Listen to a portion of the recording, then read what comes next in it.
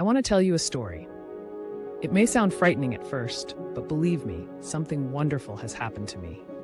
Please, don't let fear stop you.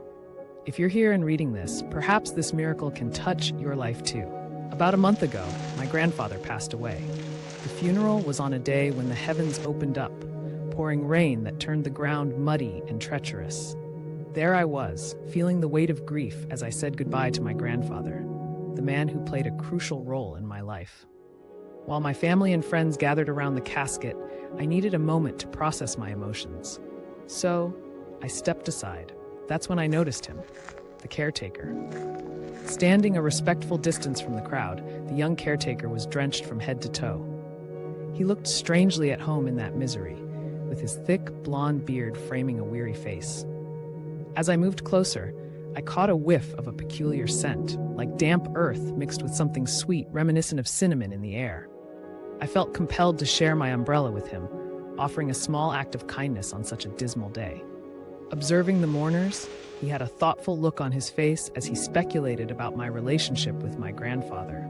There was something comforting about our exchange, something that drew me closer to this man whose life revolved around death. We shared a few fleeting moments of connection, standing together in an understanding silence amid the chaos of grief, rain cascading down around us. After parting ways, I felt a strange lingering effect from our encounter. It wasn't until later, during the reception back at my grandparents' house, that I fully grasped the significance of that meeting. Surrounded by family and stories of my grandfather, I began to feel his presence again, despite the weight of loss. Yet I was exhausted, and my mind was restless. That night, sleep refused to come easily. I was trapped in feverish dreams, centered around that cemetery, the very place I had just left. A sense of unease grew within me, as if I were being called back. When I awoke, hunger clawed at my insides, but every attempt to eat sent me rushing to the sink, the taste of sickness overpowering.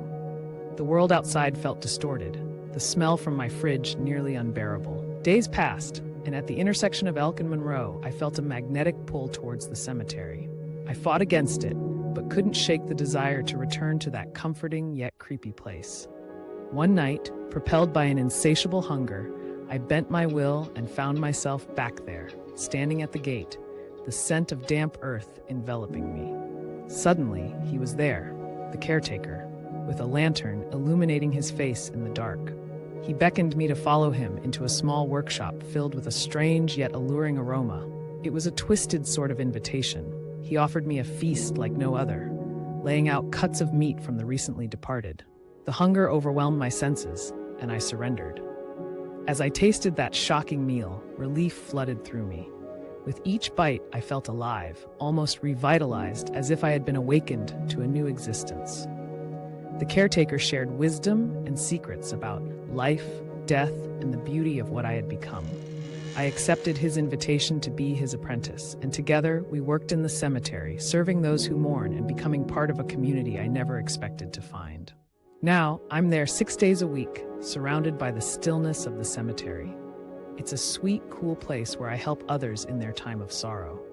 The caretaker chose me, and I discovered that good deeds sometimes yield the most extraordinary rewards. If you're ever in the area, stop by the cemetery on the corner of Elk and Monroe. We'd love to welcome